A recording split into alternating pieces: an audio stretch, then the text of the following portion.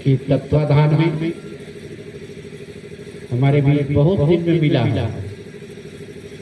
पूजनी महंत श्री साकरे साहब जी, छत्तीसगढ़ से आए हुए संत श्री शिवलाल साहब जी, हमारे छत्तीसगढ़ के ही साथी नाहर टोला सोनेगांव कबीर आश्रम में वर्तमान विराजित संत श्री शील शरण साहब जी, हमारे श्री आसफकर साहब जी, और जामवंत की तरह बैठा हुआ हमारा दादा साहब। आइए इस संगीत में साथ देने वाले समस्त वादक बंधुओं, वात्सल्य में करुणामयी ममतामयी माताओं, इस वसुंधरा के गोद में खेलने वाले नन्हे मुन्ने मासूम बच्चों, बिना सत्संग से किसी को काम बनने वाला, ये मेरे तरफ से नहीं, आपको मैं बताता हूं। आपके इस गांव में आज 40 साल हो गया। ये उम्र साधु जीवन में 40 साल है, उम्र 60 साल चल रहा है। मेरा 40 साल का अनुभव है। जो आदमी सत्संग में आता है, बैठता है, सत्संग की बात को जीवन में धारण करता है, उतारता है, वही महान बनता है। महान बनने का एक ही उपाय है, वो अपनी को नम्रता पूर्वक सत्संग में बैठे। जो भी सत्संग में बैठा, अंगुलीमाल डाकू, रत्नाकर डाकू, दुनिया के अब ही कितने से कितने ऐसे डाकू हो गए, उन सभी डाकुओं का सुधार अब तक हुआ है और आगे होएगा तो केवल सत्संग है। आज सत्संग में नहीं बैठने के कारण से लोगों का जीवन तहस नहस और एक उलझन में उसकी जिंदगी है। जो आदमी सत्संग में बैठता है, सुनता है, उसकी जीवन महान होता है। इसलिए रामायण के सुंदरकांड में एक चौपाई है, तात स्वर्ग अपवर्ग सुखा, धरिये तुला एक अंग, तुले नताहि सकल मिली जो सुख लो सत्संग। ये रामचरितमानस में है, लेकिन कई बार टीका पढ़े होंगे, सुने होंगे, लेकिन सत्संग की ओर उनकी दृष्टि नहीं है। पढ़ते घूमते विचारते सत्संग से अगर दृष्टि आ जाए, चाहे रामचरितमानस हो, चाहे दुनिया के किसी भी ग्रंथ हो, सत्संग किसे कहते हैं? सज्जना नाम सत्संगा। जो सज्जनों का संग करता है उसे कहते हैं सत्संग। सतत सत्संगा, जो सत्य का संग कहते हैं उसे कहते हैं सत्संग। ये बात अलग है, 4 लोग बैठ जाते हैं मंदिर प्रांगण में, ताश खेलते रहते हैं, इधर उधर की बातें करते रहते हैं, वो भी कहता है हम भी सत्संग कर रहे हैं। उनका भी एक सत्संग है जो कुछ देर मन को भुलाता, मन उसमें अच्छा मान लेता है। इसलिए आज हम आप सबके सुधार के लिए दुनिया के जितने महापुरुष हुए, सर्व संत रविदास से कैसे संत हुए, हमारे तरफ तो रविदास मानने वाले को गांव से एक फल्लांग, आधा फल्लांग, कुछ नहीं तो गांव के एकदम छोर में उनको देते थे मकान रहने के लिए, क्योंकि वो चर्मकार थे, वो जूते बनाते थे, चप्पल बनाते थे, तो चमड़ा को जब सड़ाते थे तो उसका गंध आता था, इसलिए उनको गांव के बाहर देते थे। लेकिन आज उसी संत रविदास बाबा जी का देन है कि दुनिया के किसी पंडित और दुनिया के किसी ज्ञानी ने वो शब्द नहीं बोला जो शब्द संत रविदास ने बोला। कौन शब्द है पता है? मन है चंगा तो कठौती में गंगा। मन को चंगा करना है तो कठौती के अंदर गंगा प्रकट करो। कौन सी गंगा? ये शरीर रूपी कठौती में ज्ञान रूपी गंगा। शरीर रूपी कठौती में गंगा जब प्रकट हो जाए तो देखो आपका जीवन जहां है वहां सुधर जाएगा। राजा की लड़की है छत्राणी मीराबाई। आज भी राजस्थान चले जाइए, उत्तर प्रदेश चले जाइए, वहां की माताएं यहाँ जैसी नहीं बैठेंगी, वो घूंघट डाल के बैठेंगी यहाँ तक। कभी कभी तो सूर्यास्त के बाद थोड़ा अंधेला में चलते चलते वो लोग एक दूसरे से टकरा जाते। वहां की मर्यादा देखो। ये मैं बता रहा हूँ, राजस्थान और उत्तर प्रदेश की वो मर्यादा है। 80 साल की ये बुढ़िया माता भी सत्संग में आई है, फिर भी ऐसे घूंघट ढाल के घूंघट ढक के बैठेगी, खुलकर नहीं बैठेगी। आज भी वहां पर्दा प्रथा है, जबकि हमारे सावित्रीबाई ने महिलाओं को एक ऐसा ज्ञान दिया पढ़ा करके। अगर सावित्रीबाई नहीं होते तो पंडित तो कहते थे स्त्री को वेद पढ़ना क्या अधिकार नहीं, शूद्र को वेद पढ़ने का अधिकार नहीं, ऐसी बात बोलते थे। लेकिन आज सदगुरु कबीर साहब और संत रविदास का ज्ञान है, जो आज महिलाएं खुली आकाश में बैठती कहीं आती जाती है, ये उन्हीं का ज्ञान है। कबीर साहब की बीजक में कहा है, आधे बसे पुरुष आधे बसे जोय माने स्त्री होता, आधा में पुरुष तो आधा में स्त्री।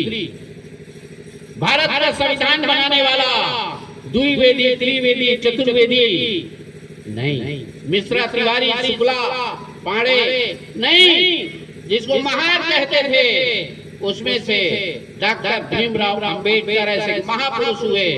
किसके प्रताप? कबीर साहब के ज्ञान के प्रताप। उनकी मां कबीर बनती थी, जिन्होंने आज डॉक्टर भीमराव अंबेडकर जो है कबीर साहब के ज्ञान के प्रताप से आगे बढ़ करके उन्होंने सारे नौकरी को स्वीकार दिया और उन्होंने आज ये देश तो स्वतंत्र हो गया है, लेकिन मानसिक गुलामी से बंधा हुआ है। और आज भी जो सत्संग नहीं सुनता है, सत्संग में नहीं बैठता है, वो भी मानसिक गुलामी से बंधा हुआ है, मन से मान लिया है। क्या करता है? आज जो ब्राह्मण के मानने वाले हैं वो जितने बन गए चमार, और जिसको चमार कहते थे वो बन गए आज ब्राह्मण। मैं कवर्धा के आगे वहां पर पंडेरिया है, पंडरिया नाम के गांव में सीताराम नाम का भाई रविदास जयंती मनाने के लिए गए। उस समय साथ में शिपेश्वर महाराज भी थे। और मैं और जानते हैं आज भी पढ़ा लिखा समाज है, master doctor minister collector barrister आज भी मानसिक गुलामी में बंधा हुआ है। भले ही वकील है, वकालत करता है, भले डॉक्टर है, वो दूसरे के शरीर का इलाज करता है, किंतु मानसिक गुलामी से वो बंधा हुआ है। बोले कैसे महाराज? आज जो शिक्षित होगा, सब पूरा समाज शिक्षित है, दीक्षित नहीं होने के कारण से, संत के शरणागति में नहीं जाने के कारण से MBBS डॉक्टर है, लेकिन वही सिगरेट पीता, स्वास्थ्य के लिए हानिकर है, नहीं पढ़ा। वहां लिखा है नो स्मोकिंग, पढ़ता पीता कौन है? डॉक्टर। गांव वाले बेचारे तम्बाकू रगड़ के रह जाते हैं, पढ़ा लिखा नहीं है, शिक्षित। और वो बड़े मजे की तम्बाकू रगड़ते हैं। जब तक हथेली का एक बार मैल न निकल जाए वो तम्बाकू में आनंद नहीं आता। और वो जब रगड़ करके वो रूपी पठेरा में धरता है तो अंदर का भगवान कहता है गेट आउट, तो पस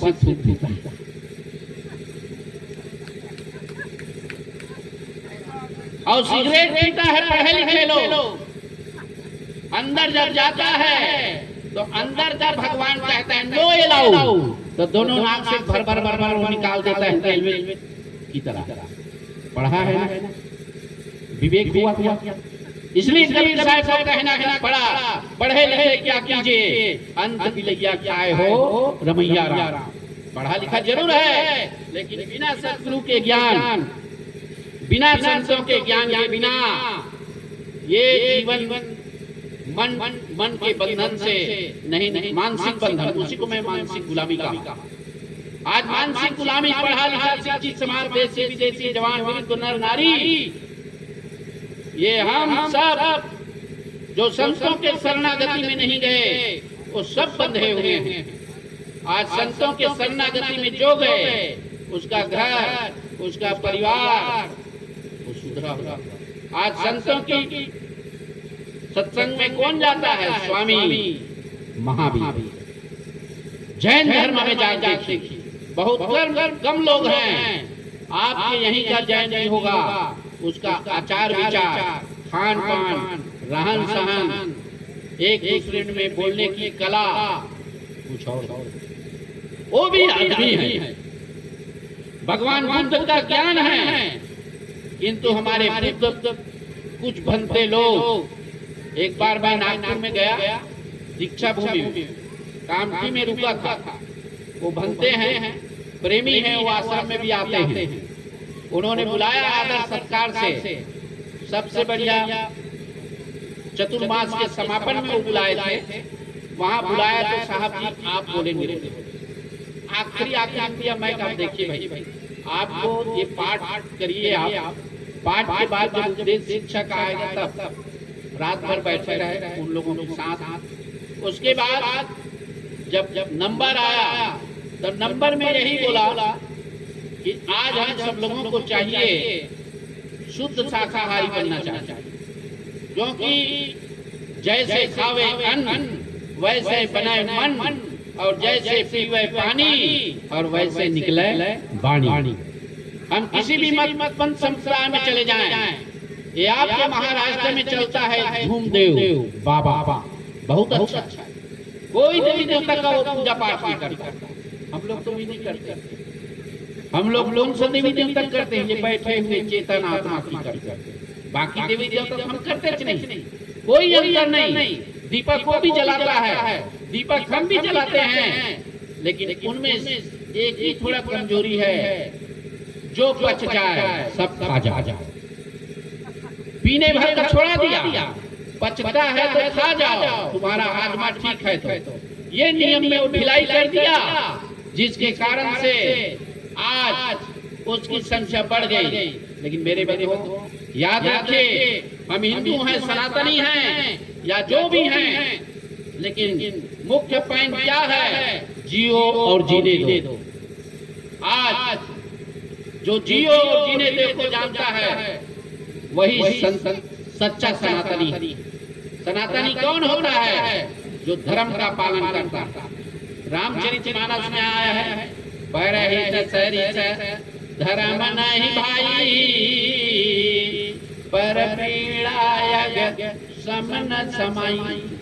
पर हित करना, दया करना, वही धर्म। मंदिर मस्जिद चर्च गुरुद्वारा गिरजाघर नहीं, ये तो आस्था है, ये तो श्रद्धा है। लेकिन हमारे अंदर में एक धर्म हुआ है जो सर्वजनीन, सबके लिए है। पहले भी था, आज भी है और आगे भी रहेगा। वो क्या है? जैसे पानी सबके लिए है, आग सबके लिए, हवा सबके लिए, पृथ्वी सबके लिए, ठीक इसी प्रकार ये मानवता धर्म सबके लिए। आप कुछ भी पूजा पाठ करो, संध्या उपासना कुछ भी करो, कोई बात नहीं, उसकी कोई विरोध नहीं। लेकिन हमारे अंदर में सत्य पथ पर चलने के लिए, हमें सत्य मार्ग के लिए निष्पक्ष होना चाहिए। आज हम सब लोग सनातनी सनातनी चिल्लाते हैं, केवल सनातनी की चर्चा करते हैं और सनातनी के गुण को जीवन में धारण करते हैं। ये गड़बड़ी। केवल सनातनी, हम हिंदू हैं। पूछते हैं सदगुरु कबीर साहब के पास गए, हिंदू भाई गए, क्या मैं हिंदू? कबीर साहब ने पूछा क्या प्रमाण है बताइए। कबीर साहब पूछता है क्या प्रमाण है बताइए। तो ऐसा चोटी को दिखाता, ये देखो मेरा हिंदू का पहचान। क्या चुप रहो। अब मुसलमान के नंबर आया, मुसलमान भाई का। उनको पूछते आप कौन हो? वो कहता है मैं मुसलमान हूँ। क्या पहचान? तो वो सीधा दाढ़ी दिखाता, ये दाढ़ी का पहचान। कबीर साहब का दोनों भूले, हिंदू भी भूला है, मुसलमान भी भूला है, ये सब को जानता नहीं। उन्होंने प्रमाणित कराया, ये माताएं बैठी हम लोग नहीं जानते।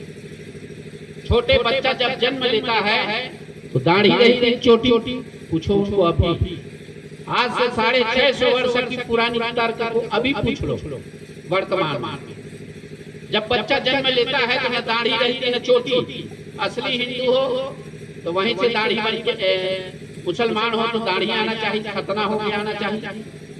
ये कृत्रिम है, बनावटी है, लेकिन हम लोग बीच में इसी में लड़ जाते हैं। इसलिए कबीर साहब दोनों को मिटाता है। भाई रे दो जगदीश कहाँ से आया, कहू कौने बहुराया, अल्लाह राम करीमा केशव हरि हजरत नाम धराया। ये लंबा पद। भाई रे दो जगदीश कहाँ से आया, प्रश्न करते हैं ये दो जगदीश कहाँ से आया। ये हम लोग बांट लिए हैं। वास्तव में ये जो बोल रहा है जगदीश, जगत का ईश कौन है, ये जो बोलने वाला निकल गया तो सब लोग इधर कहते हैं कि नहीं राम नाम सत्य है और सबका यही। इधर बोलते हैं कि नहीं, आपके बालाघाट जिला में बोलते हैं ना। ऐसे हमारे छत्तीसगढ़ में ये निकल जाने के बाद असली राम, असली कृष्णा, असली कबीर तो यही है। लेकिन हम क्या करते हैं, मंदिर में जाते हैं और असली कबीर को चाकू से काटते हैं। ये हलाल झटका मारे, आग दोनों घर लागी। एक ने हत्या करता है। आज भी कलकत्ता के काली माई में विजयदशमी के दिन ये पंडित जो है मंत्र पढ़ते हैं और दो जवान खड़क तलवार से खट से धड़ से चीर अलग करते हैं। आज भी अभी भी देख। और इधर कहते हैं हम हिंदू हैं, इधर कहते हैं हम सनातनी हैं। रामचरितमानस में लिखा है परे हित शरीर धर्म नहीं भाई। इसलिए मेरे बंधुओं, हमारे अंदर में दया आनी चाहिए, हमारे अंदर में हित की भावना होनी चाहिए। अब मुसलमान भाई भी क्या करता है, ये हलाल करता। हलाल माने बार बार रेत करके तड़पता है, बेहोश होता है, फिर रेतता है, फिर तड़पता है, फिर रेतता है, उसको कहते हैं हलाल। छत्तीसगढ़ में कहावत है, बार बार जब झगड़ा लड़ते हैं किसी एक तो कहते हैं क्या बार बार हलाल करता है, एक बार आकर मार देता वो सही। हलाल मतलब बार बार। तो वही बार बार तरफा करके मारते हैं। इसमें दया नाम की और चीज नहीं। इसलिए कबीर साहब को कहना पड़ा ये हलाल, वह झटका मारे, आग दोनों घर लागी। दोनों के घर में, हृदय रूपी घर में अग्नि लगा हुआ है। ये आग को बुझाता कौन है, सदगुरु कबीर साहब, संत रविदास, संत तुकाराम महाराज। ये संत ने ही ये आपको बुझाते हैं। संत आपको सत्य ज्ञान बताते हैं। सामाजिक बंधुओं पर मैं थोड़ा समाज पर आ रहा। हम जिस समाज में हैं उस समाज के महापुरुषों की जीवनी को पढ़ो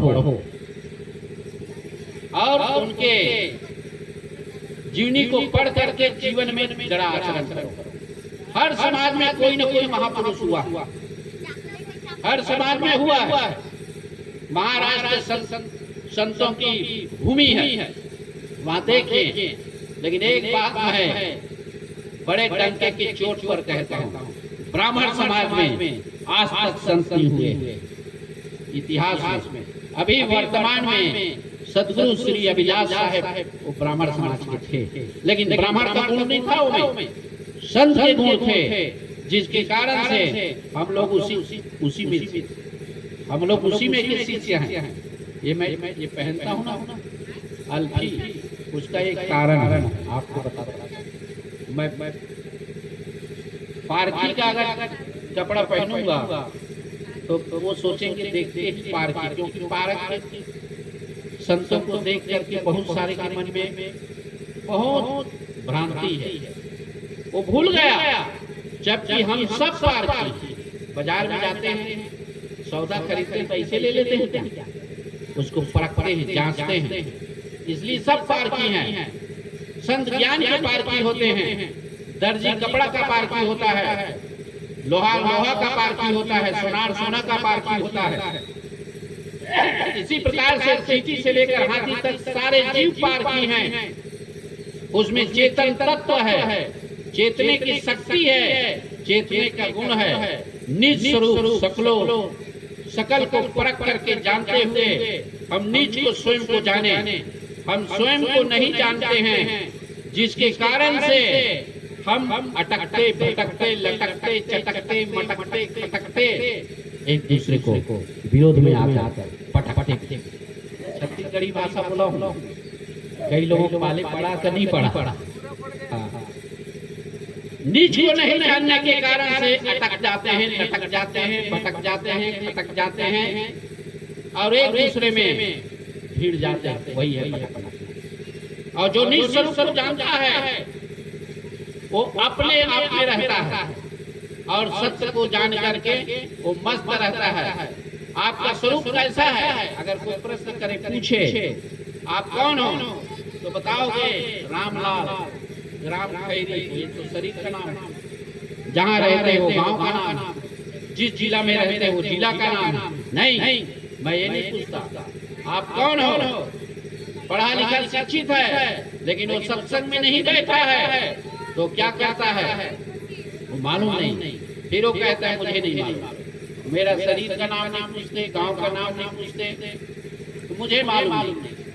तब कबीर साहब को बोलना पड़ा, नाव न जाने गांव का, नाव न जाने गांव का, भूला मारक जाए, काल करेगा काटा, आगमन सीता। नाव न जाने गांव का, जिस नाम से यहाँ बैठे हो वो नाम को जानते। इस नाम को जानने के लिए आज सत्संग की आवश्यकता है। आपका शरीर का नाम नहीं, आपका नाम है ज्ञान स्वरूप। आप चेतन में ज्ञान स्वरूप हैं। अजर हमारे अविनाशी। अच्छा बजाए वाले नहीं, और कपली मेरा अंदर है। अजर कोई बात नहीं, बहुत देर तक बैठे बेचारे।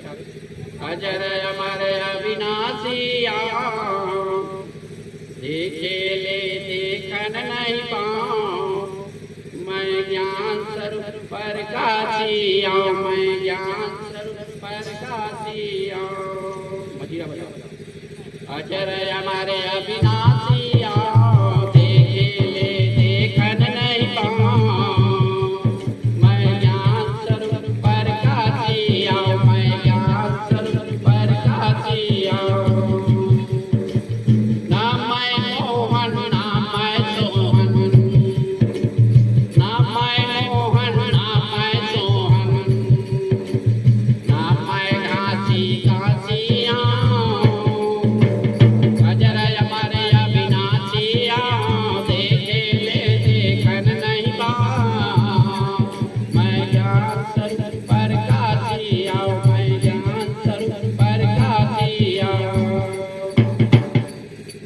हमारा अविनाशी। ये शरीर का 5 तत्व अपने अपने तत्व में विलीन होता है। मिट्टी का तत्व मिट्टी में, पानी का तत्व पानी में।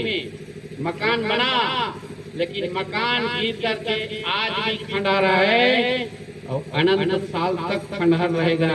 वो मिट्टी मिटने वाली नहीं है। अविनाशी। उसी प्रकार ये बोलने वाला चेतन आत्मा अविनाशी। अभी एक का शरीर छूटा है गाँव में, हर लोगों में मानती है। शरीर छूटने के बाद कहाँ जाता है? स्वर्ग में जाता है। सब लोग लिखते हैं स्वर्गीय रामलाल, स्वर्गीय श्यामलाल, मोहनलाल, जोहनलाल, सब स्वर्गीय लिखते हैं। लेकिन स्वर्ग है कहाँ इसके बारे में पता नहीं। एक ये लिख दिया, एक ये बता दिया, सब स्वर्गीय है। वो जानते नहीं। कर्माध्यासी जो जीव है, कर्म के वश को तन, धर छोड़ता चेतन, कर्म के वश ये शरीर रूपी कपड़ा वो बदलता। इसी शरीर में हम बहुत सारे कपड़ा बदल लिए, हमें याद नहीं। आप लोगों को याद हो पता नहीं, मुझे तो याद। इसी शरीर में हमें कितना कपड़ा बदले याद नहीं है। ठीक इसी प्रकार से इसी चेतन आत्मा जो है कई शरीर बदल लिए, कई योनियों में चला गया, लेकिन वो बदलता भागा। ठीक इसी प्रकार आज हम सब लोग ये शरीर रूपी कपड़ा एक दिन बदल जाएगा। आज माता जी थी ना, पुरुष उनका शरीर बदल गया, आत्मा नहीं बदली, चेतन नहीं बदला है। कर्म के वश अनेकों तन, ये धर धर छोड़ता चेतन। उन्होंने जैसा कर्म किया, जैसा अंतिम समय में आता है, उस समय उसी समय उसी के साथ वो निकल जाता और वहीं जाकर तुरंत वो गर्भ में चला जाता। इसलिए मेरे बंधुओं, कर्म के वश अनेकों तन, ये धर धर छोड़ता चेतन। कर्म को जलाना है, यही मानुष शरीर मिला है। बड़े भाग्य मानुष तन पावा, दुर्लभ सत्संग गावा। साधन धाम मोक्ष कर द्वारा, पाइल जेहि परलोक सवारा। कबीर साहब कहते थे, चलो चलो सब कोई कहे, बिरले पहुँचे डोर। एक कनक एक कामनी, दुर्गम घाटी डोर। सब लोग कहते हैं चलो चलो, लेकिन दो घाटी है, उसमें बिरले लोग आगे बढ़ते हैं। एक कनक के आर संपत्ति, सोना चांदी। कामनी एक है, कामनी के अर्थ है स्त्री नहीं, वासना रूपी कामनी। वासना रूपी कामनी जो है सबके शरीर में, स्त्री के शरीर में, पुरुष के शरीर में, दोनों में वासनाएं हैं, कामनाएं हैं। तब जाकर के विकार लगता। अगर वासनाएं निकल गई तो विकार कभी नहीं जगेगा। वो ऐसा नहीं, भक्ति ज्ञान वैराग तीन होगा तब वासना दग्ध होगा। मंत्र पढ़ने से नहीं। आज पंडित वेद पढ़ता है, लीलावती कलावती का कथा करता, करते करते जीवन बीत जाता, लेकिन याद नहीं होता। क्यों? वैराग बिना वैराग के ज्ञान का हटता नहीं। आज वैराग की आवश्यकता। वैराग से लोग चिढ़ जाते हैं, डर जाते हैं, लेकिन वैराग का अर्थ है छोड़ना, अलग रहना। आप कहीं रहो, घर में रहो, वन में रहो, लेकिन अलग रहो। विकारों से, कुसंगतियों से, आप गलत प्रवृत्ति वाले लोगों से अलग रहने का नाम वैराग है। लेकिन आज हम वैराग को डरते हैं, घर में रहते हैं। हम घर में भी वैराग की आवश्यकता है। अलोने में, कोने में, बुजुर्ग दादा ध्यान दो। अलोने में बहुएं गुरुफा फीफा जो भी दे दे, कुछ न बोलो। कोने में, घर के एक कोने में आप अपने लिए आश्रम की तरह बना लो, शांत। और वहाँ जिस संप्रदाय में जुड़े हो, उन संप्रदाय के पूजा पाठ के साथ साथ ध्यान करो।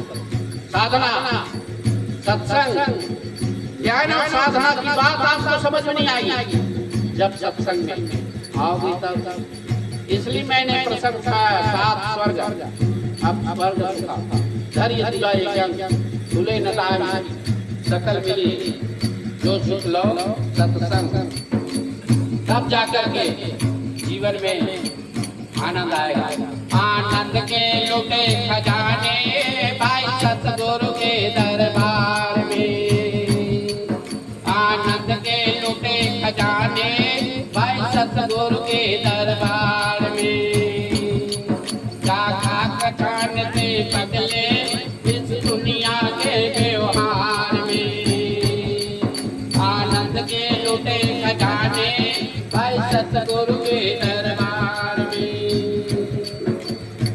आइए। कोठी बंगले कारों की भाई कमी नहीं है जिनके पास, कोठी बंगले कारों की भाई कमी नहीं है जिनके पास। बेबियों कहते हैं, बेबियों कहते हैं हम सुखी नहीं संसार में, आनंद के चराचरम तद्वदं दर्शितं येन तस्मै श्री गुरुवे नमः।